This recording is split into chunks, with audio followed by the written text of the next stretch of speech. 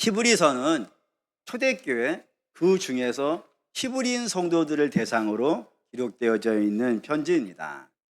근데 이 히브리서에 나오는 주인공인 이 히브리인들의 기독교인들에게는 세 가지 문제가 있었다고 되어 있어요.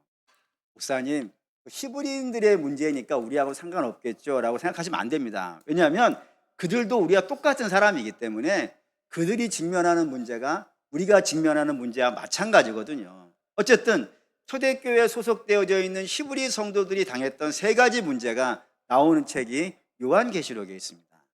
요한계시록에는 소아시아에 나오는 7개의 교회의 이름들이 등장하는데 그 7개의 교회는 7개지만 문제는 세 가지예요. 그 세 가지를 히브리 성도들이 만나는 겁니다. 예를 든다면 우상의 문제 또는 돈의 문제, 동족의 문제, 이런 문제들을 만났단 말이에요. 좀 더 구체적으로 말씀드린다면 우상의 문제를 당하고 있는 지역은 두 군데입니다. 하나는 버가모라는 곳이고 또 하나는 에베소라는 곳입니다. 이 버가모와 에베소에는 공이 뭐가 있냐면 그 당시에 소아시아에서 가장 유명한 신전들이 있었어요. 예를 들어 버가모에는 뭐가 있냐면 제우스 신전이 있었고 에베소에는 뭐가 있었냐면 아프로디테라고 들어보셨습니까? 이 아프로디테가 비너스예요. 그러니까 비너스 신전이 여기 있었어요. 어마어마하게 있었어요. 거기에 신전의 사제가 1000명이 있었다고 할 정도면은 어마어마한 기존에 가지고 있었던, 복음이 들어가기 전에 이미 그 사회를 지배하고 있는 종교가 우상으로 있는 거예요. 거기에 있는 사람들이니까 오랫동안 저 신앙을 가져왔었고 저 신앙을 가지고 살아가는 사람을 저 사회에서는 시민이라고 그러는 거예요. 반면에 그 신앙을 안 가지고 있는 자는요, 반시민이 되는 거예요. 누가 공격을 당하겠어요? 저 지배 종교의 신앙을 갖고 있는 사람들은 그 지역에서 주류로 살아가는 것이고 거기에서 밀려난 사람들은, 거기에 속해 있지 않는 사람들은 핍박과 공격의 대상이 되었단 말입니다. 당연히 누가 되겠어요? 기독교인이 되는 거예요. 두 번째, 돈의 문제를 가지고 있는 지역은 세 군데라고 되어 있습니다. 하나는 두아디라가 있고 라우디게라고 있고 사데라는 지역이 있는데 이 지역은 공이 부자들이 사는 지역입니다. 부촌입니다. 부촌인데 이 부촌이기 때문에 다른 것은 중요한 문제가 아니에요. 예를 들어 저가 그리스 로마 신화를 가지고 있던, 유대교를 가지고 있던, 기독교를 가지고 있던 종교의 문제로 싸움이 나질 않아요. 왜? 거기에 관심이 없어요. 또한 우리가 유대인이냐 헬라인이냐 이런 거 갖고 인종의 문제로도 싸우지 않아요. 왜? 거기에 관심이 없어요. 저기에는 유일한 관심이 뭐만 있는 거예요? 돈이에요. 돈이 많으면 그가 기독교를 가지고 있던, 유대교를 가지고 있던, 그리스 로마 신화를 가지고 있던, 유대인이든 헬라인이든 상관없이 대접을 받아요. 반면에 돈이 없으면요, 그가 누구인지 간에 멸시를 당해요. 그 정도로 돈에 민감하겠죠. 그러니까 모든 사람들이 다 뭐를 추구해요? 돈을 추구해요. 어떻게 해서든지 돈의 흐름을 따라가려고 해요. 그 돈의 흐름을 따라간 사람은 떵떵거리고 살고 돈의 흐름을 따라가지 못하는 사람은요, 멸시와 천대를 받는 지역이 저곳이에요. 그래서 지역에서는 교회들마저도 그래요. 교회들마저도 라우디게 교회 아시죠? 너희가 부자라고 하지만 실상은 벌거벗었다. 그러니까 부자라고 느낀단 말이에요. 그거면 돼. 내가 신앙 돈 많이 벌면 된 거야. 이렇게 않는단 말이에요. 또한 세 번째 문제는 동족의 문제라고 되어 있어요. 이 동족의 문제는 당연히 유대인이고 그 유대인으로 인해서 공격받는 지역이 서버나하고 빌라델비아라고 하는 지역이에요. 어떻게 공격받는지를 성경이 이렇게 씁니다. 보여주시죠. 글씨를 작게 써왔다는 건 여러분에게 읽으라는 거 아닌 거 아시겠죠? 뭐를 보셔야 되냐면 빨간 것만 보면 됩니다. 위에 거 2장 9절이 어디냐면 서바나 지역입니다. 서바나 지역에 뭐가 있다고요? 사단의 회당이 있다고요. 근데 그 사단의 회당이 뭐라고요? 유대인이라고. 그러니까 유대인의 회당이 사단의 회당 역할을 하는 곳이 서바나예요. 빌라델비아도 마찬가지예요. 거기에 사단의 회당이 있다는 거예요. 근데 그 회당은 당연히 유대인이 모이는 곳이라니까요. 그 유대인의 모임이 사단의 회당의 역할을 하고 있다고요. 거기서 공격을 받는 거예요. 어떻게 공격받냐면 이런 겁니다.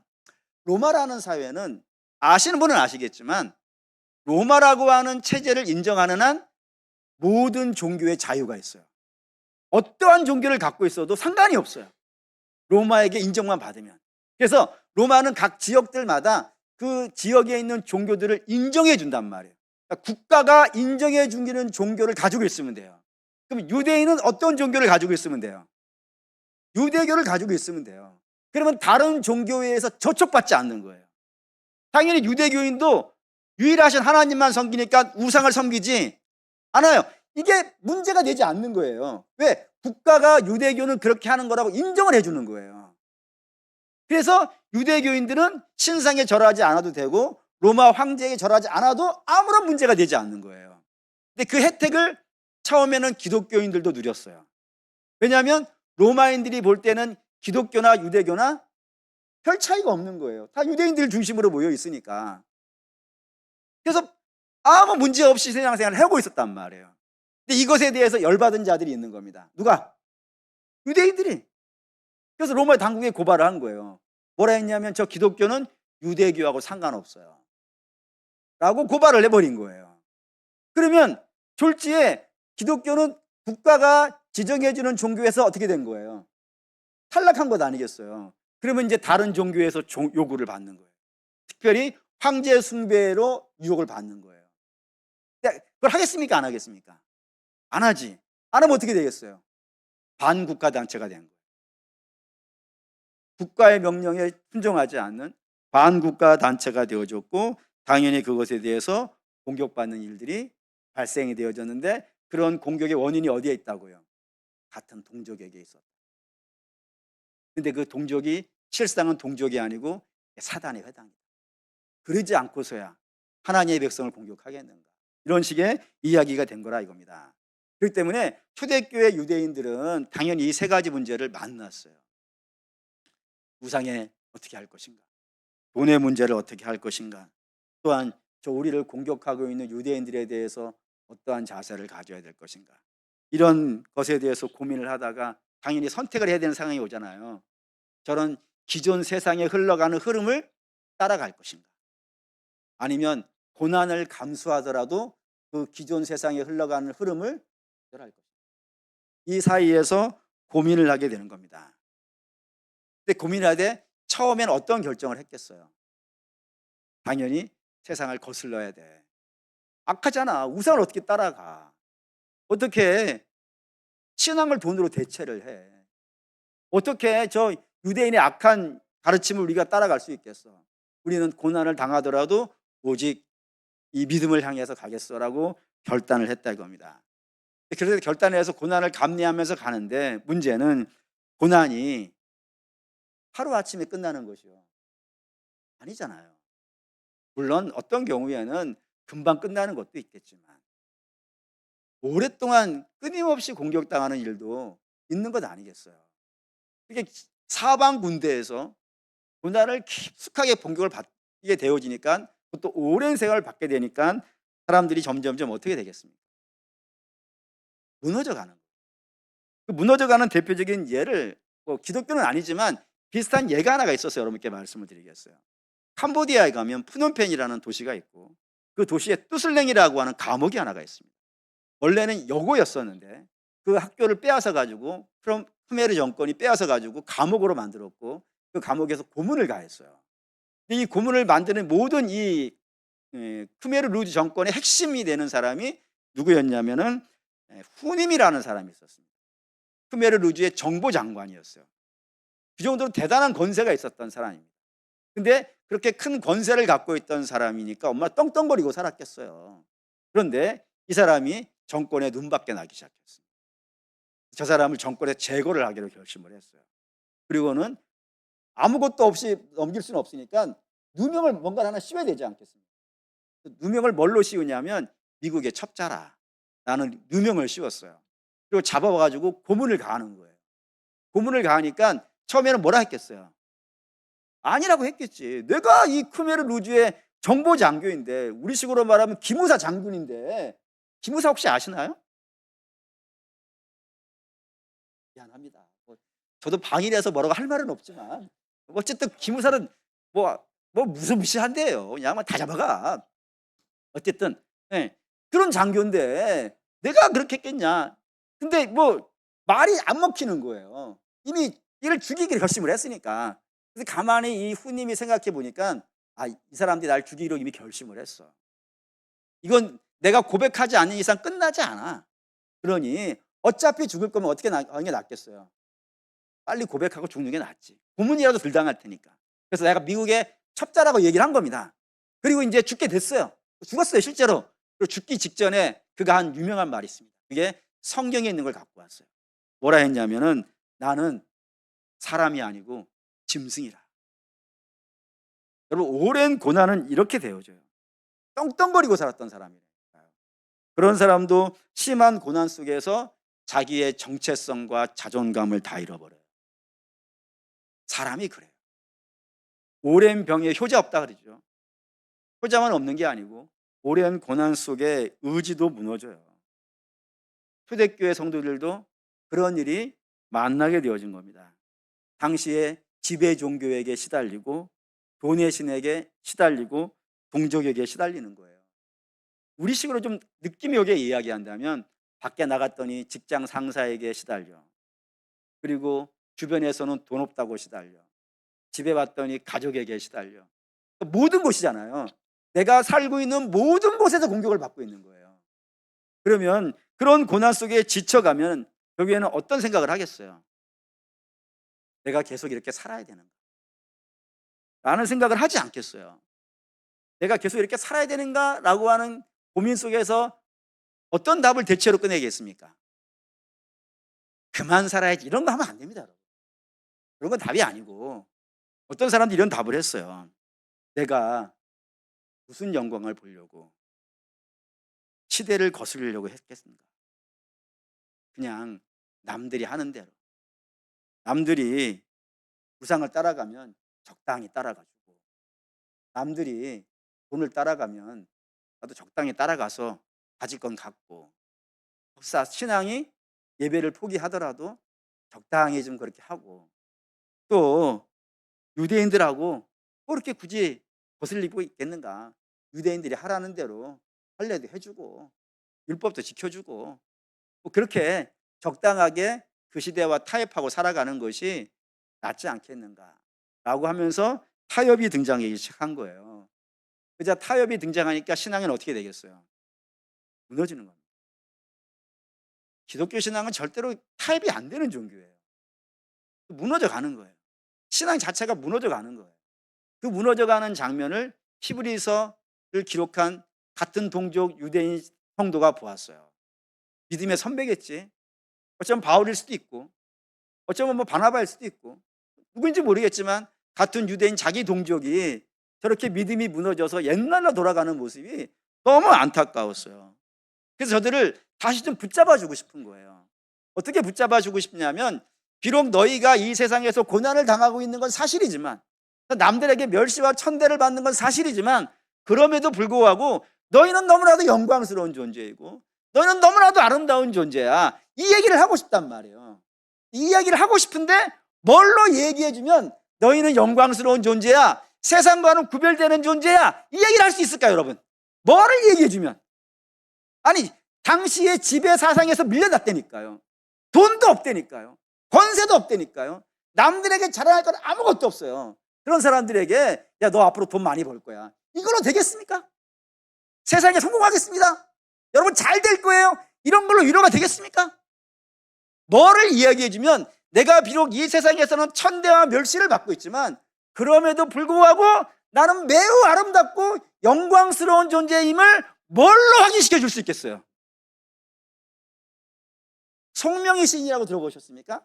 뇌성마비 1급 지장회장인데 그가 부른 유명한 시가 있죠. 제목은 나라고 하는 시인데, 나 남이 가진 건강도 없고, 나 남이 가진 재물도 없고, 나 남이 가진 지식도 없지만 나는 뭘 가졌다고요? 공평하신 하나님이라잖아요. 난 남이 안 갖고 있는 걸 갖고 있어요. 뭘 갖고 있는 거예요? 예수를 갖고 있는 거예요. 그러니까 여러분, 히브리서 기자가 뭐를 얘기하고 싶으냐면, 너희가 멸시와 천대를 받고 있는 건 사실이지만 너희는 뭐를 알고 있다고요? 저들이 알고 있지 못하는 예수를 알고 있지 않냐고. 그 얘기를 하고 싶어요. 그래서 예수를 아는 자의 영광을 이야기하고 싶단 말이에요. 사랑하는 여러분, 여러분에게도 권면드립니다. 여러분들이 예수를 알고 있다는 것, 얼마나 영광스러운 것인지. 내가 비록 돈도 없고 건강도 없고 실력도 없지만 그래도 나는 예수를 알아. 이 감격이 여러분들에게 충만하길 바랍니다. 히브리서 어떻게 얘기하냐면 이렇게 얘기합니다. 히브리서 1장 1절 2절 읽겠습니다. 옛적에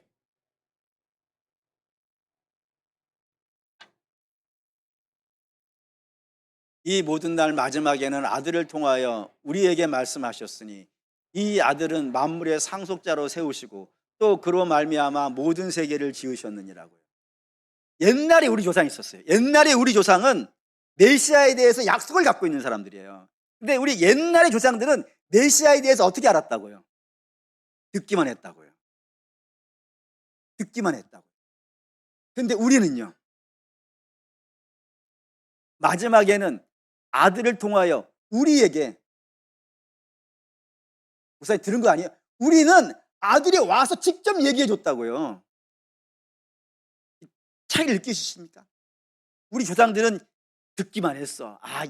어느 때가 되어지면 메시아를 하나님께서 보내실 것이고 그런 일이 있을 거야 라고 얘기만 들은 거예요. 그런데 우리는 그 예수를 봤다 이거예요. 들어가 볼까요? 요한 1서 1장 1절 읽겠습니다. 태초부터 있는 생명의 말씀에 관하여 우리가 들은 바요, 눈으로 본 바요, 자세히 보고 우리의 손으로 만진 바라. 요한, 사도 요한 같은 히브리인이에요. 그 히브리인이 이렇게 얘기하는 거예요. 태초에 있었던 그 말씀을 우리는 직접 들었다고. 주가 이 땅에 오셔서 우리에게 직접 말씀해 주셨고 우리는 그분을 눈으로 직접 봤고 심지어는 뭐도 했다고요? 손으로 만졌다고요. 이게 우리의 자랑인 거예요. 지금 성도의 자랑이에요. 이게 왜 자랑이 되냐면 마태복음 11장 11절 볼까요? 읽겠습니다. 내가 진실로 너희에게 말하노니 여자가 낳은 자 중에 세례 요한보다 큰 이가 일어남이 없도다. 그러나 천국에서는 극히 작은 자라도 그보다 크니라라고요. 세례 요한에 대해서 주께서 말씀하시는데 뭐라고 했냐면 여자가 낳은 자 중에 세례 요한이 제일 크다고요. 이 여자가 낳은 자가 누구겠어요, 여러분? 예수님께서 말씀하신 여자의 낳은 자는 세례 요한 이전에 태어난 사람이에요. 세례 요한 이전에 태어난 사람이니까 그런 사람을 우리는 구약의 인물이라 그래요. 구약의 인물 중에 여러분이 알고 있는 가장 유명한 사람 세 사람만 대봅시다. 아브라함, 모세, 다윗. 어마어마하죠. 아브라함은 믿음의 조상, 모세는요 민족의 영도자, 다윗은요 이스라엘의 통합왕. 어마어마한 사람이에요. 그런 사람에 비해서 세례 요한이 뭘 갖고 있길래? 세례 요한이 믿음의 조상입니까? 모세처럼 애굽의 종되었던 백성들을 끄집어내서 광야 40년을 인도해 왔던 영도자입니까? 아니면 다윗처럼 나라를 세운 사람입니까? 어느 군데 비교해도 세례 요한이 모자르면 모자랐지 세례 요한이 그들보다 나은 게 하나도 없단 말이에요. 근데 주는 그가 낫다라고 얘기하는 거예요. 그들보다. 뭐가 세례 요한이 아브라함과 모세와 다윗과 달라서 그들보다 낫다라고 말씀하시는 걸까요? 그치, 예수를 봤다 이거예요. 구약의 마지막 인물이거든요. 그러니까 아브라함과 모세와 다윗은 메시아를 예언만 한 사람이에요. 주께서도 말씀하시잖아요. 아브라함이 뭐 하기 원했다고요? 나보기를 원했다고. 그는 본 자가 아니에요. 그건 들은 자이지. 근데 세례 요한은 하나님의 세상 죄를 지고 가는 하나님의 어린 양이라 이거를 지명할 정도면 본 거 아니겠어요. 그러니까 그 복이 있다 이거예요. 그런데 그런 세례 요한이라 하더라도 천국에 가서는 제일 작다 이거예요. 왜? 천국에 가 있는 자는 누구예요? 성도지. 성도하고 세례 요한하고는 결정적인 차이가 하나가 있다 이거예요. 뭔 차이가 있어요? 십자가를 봤다 이거예요. 세례 요한은 그걸 못 봤지. 부활도 못 봤고 성령이 임하는 것도 못 봤죠. 교회가 이루어지는 것도 못 봤지. 그러니 그는 예수를 봤지만 십자가도 부활도 성령이 임하시는 것도 못 봤으니 그거를 본 믿음의 성도들은요 더 영광스럽고 더 아름답다 그러는 거예요. 그러니까 성경이 무엇을 영광으로 이야기하는지 아시겠죠? 예수를 알고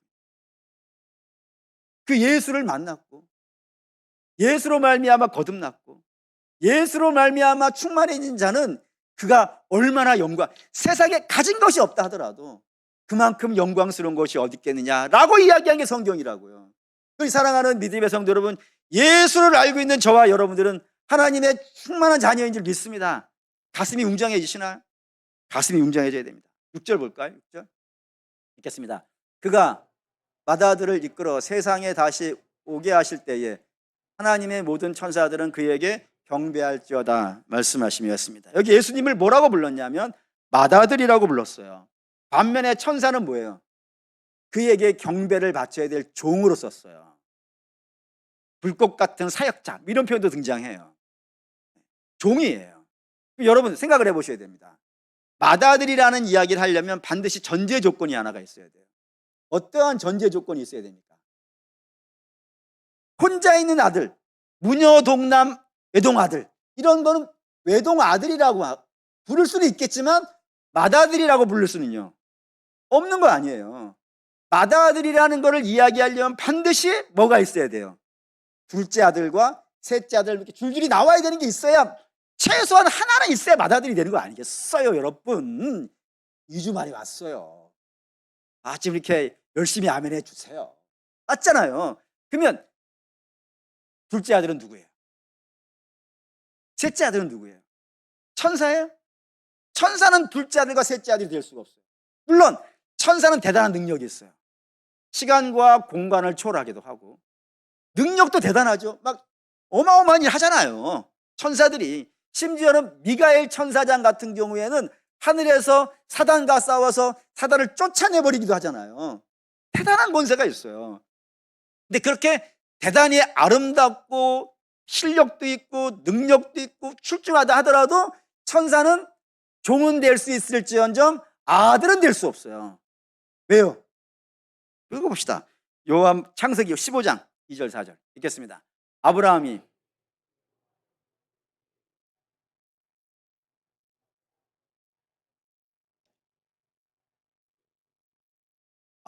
또 이르되 주께서 내게 씨를 주지 아니하셨으니 내 집에서 갈린 자가 내 상속자가 될 것이니이다.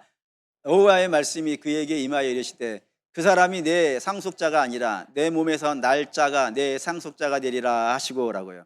아브라함이 자식이 없어요. 자기의 기업을 물려줘야 되는데 누구에게 물려주기로 마음먹었냐면 집에서 길르은 종에게 주겠다 그러는 거예요. 그때 하나님께서 아브라함을 말리시는 거예요. 뭐라고 말리시냐면, 야, 걔는 아들이 될 수 없어. 걔는 종이야. 어떻게 종의 아들이 돼? 아들은 어떻게 된다고요? 내가 낳아야 돼 라고 하신 거예요. 마찬가지입니다. 천사는 아들이 될 수 없어요. 왜냐하면 그는 지음받은 존재예요.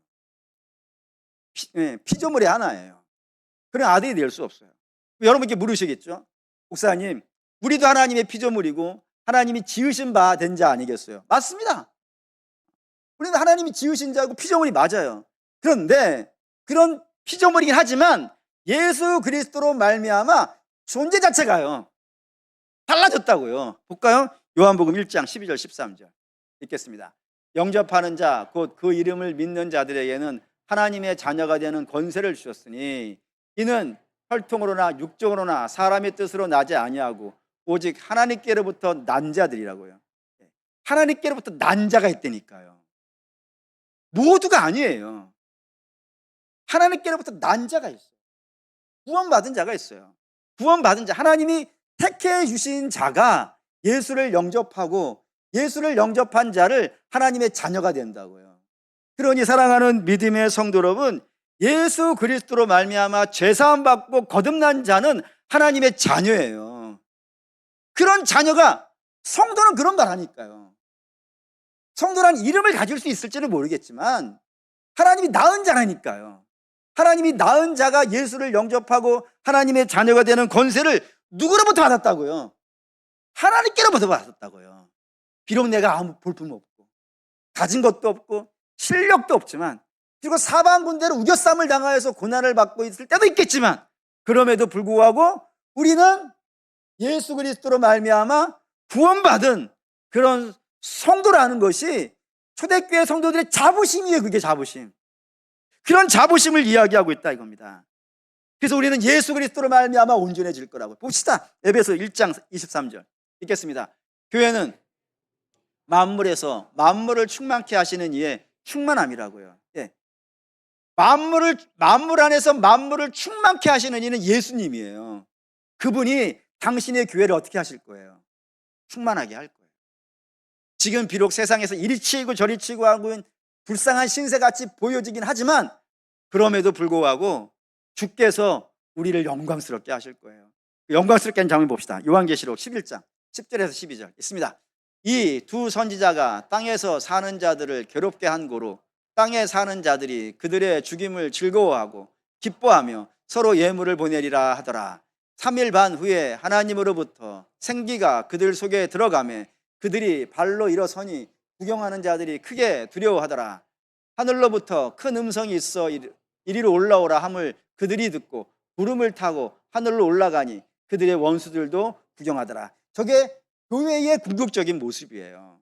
두 증인이 교회인데 이 교회가 세상에 치달리는 거예요.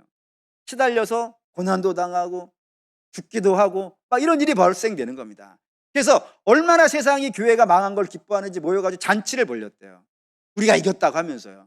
근데 주께서 그것을 그 상태로 두지 아니하시고요, 이렇게 세우신다. 저들을 구름 위로 영광스럽게 끌어올리실 거라고요. 그리고 그 교회가 끌려가는 장면을 누가 볼 거라고요? 원수들이 볼 거라고요. 원수들이 어떤 마음이겠어요? 한편으로는 두렵고 한편으로는 부럽고 그렇게 될 거라고요. 우리가 그렇게 하겠다는 게 아니고 제가 그렇게 해드리겠다는 것도 아니고 누가 그렇게 하겠다고요? 하나님이 그렇게 하겠다고. 그런 하나님이 우리에게 있다는 것 영광스럽지 아니하십니까? 네. 교회는 그래서 영광스러워야 되는 거예요. 이걸 주께서 이루시겠다는 겁니다. 히브리서 기록자가 고난받고 있는 동족 기독교인들에게 외치는 거예요. 네가 어떠한 상황에 있는지 그 상황에 자꾸 묶이지 말고 내가 어디에 속해 있는지 보라고.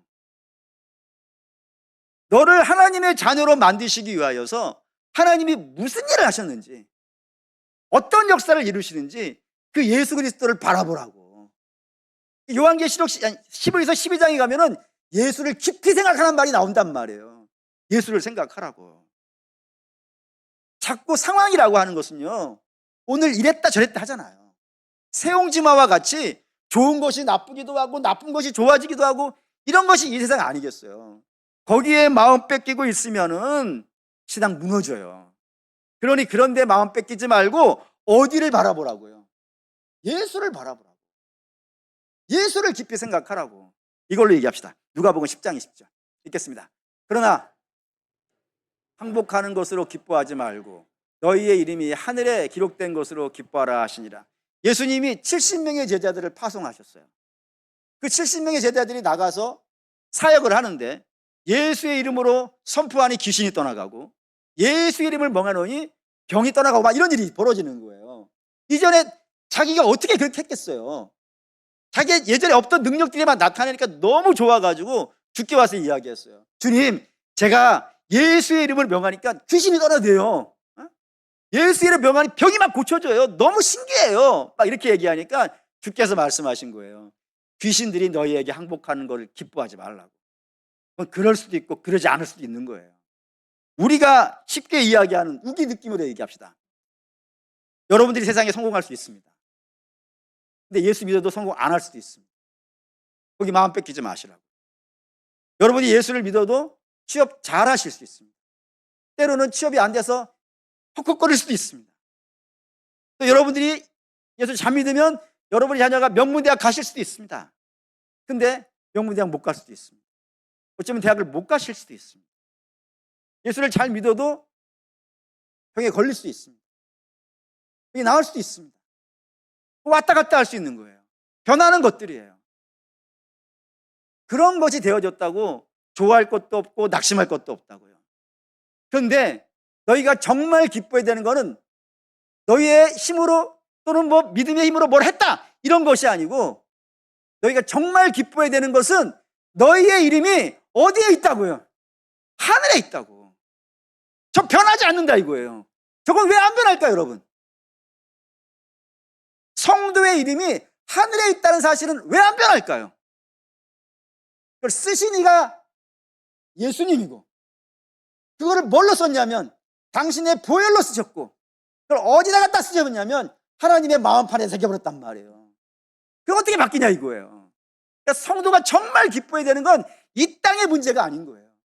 성도가 정말 기뻐해야 되는 건 내가 예수 그리스도의 보혈의 은혜로 말미암아 거듭났다는 이 사실, 이것이 가장 기쁜 일 아니겠어요? 그 기쁨을 이야기하고 있더라 이겁니다. 바로 사랑하는 믿음의 성도 여러분, 세상의 눈으로 본다면 우리만큼 불쌍한 사람이 어디 있어요? 사도 바울이 고린도 교회에 선포하잖아요. 우리 중에 잘난 사람이 누가 있냐고. 다 볼품은 없어요. 가진 건 뭐가 있겠어요? 세상이 가진 게 더 많지. 고린도서 15장에 가면은 부활을 믿고 있는 우리만큼 세상이 봤을 때는 불쌍한 사람이 없다고 하잖아요. 우리 정말 그래, 세상이 볼 때는 별것 없어요. 그런데 영의 눈을 뜬다면은 우리는 예수로 말미암아 천사의 수정을 받는 하나님의 자녀가 되었다는 것. 또한 온 우주의 주인 되신 하나님을 아버지라고 부르고 있다는 것. 그리고 그 구원받은 자들에게 하나님께서 성령을 물 붓듯이 부어주신다는 것. 이보다 더 영광, 이건 세상이 갖고 있지 않아요. 억만금을 갖고 있고 세상의 모든 권세를 가지고 세상을 호령하는 것 같은 그들도 갖고 있지 않은 것을 우리는 갖고 있어요. 그러면 우리는 이걸 자랑해야지. 사랑하는 믿음의 성도 여러분, 우리가 가진 걸 자랑하셔야 돼요. 우리가 가진 걸 느끼셔야 된다니까요. 예수를 느끼셔야 되고, 예수를 바라보실 수 있어야 되고, 예수를 누리실 수 있어야 돼요. 그러니 여러분들의 마음을 오늘 요동치게 하는 건 세상이 아니었으면 합니다. 세상에 이런저런 소리가 많이 있지만 그런 것이 우리의 마음을 요동치지 않았으면 좋겠고, 오로지 여러분의 마음을 요동치는 것이 있다면 예수 그리스도가 우리 위하여 십자가 달려 죽으셨다는 이 복음입니다. 복음이 여러분의 마음을 흔들어 놓을 수 있었으면 좋겠어요. 여러분들의 유일한 관심이 있다면 예수 그리스도가 나를 구원하셨다고 하는 이 복음이 저와 여러분의 마음을 막 흔들어서 예수만 생각해도 감격하고, 예수 때문에 신앙생활하고, 사람 때문에 뭐 예배에 가지 마시, 그런 거 처음에는 그럴 수 있어요. 누구 때문에 교회 가고 그러지 말고 이제는 그 예수 그리스도의 십자가를 느끼시고 그 십자가의 은혜로 말미암아 예수 때문에 예배 드리시고 예수 때문에 노래하시는 저 여러분 되시기를 주의 이름으로 축원합니다.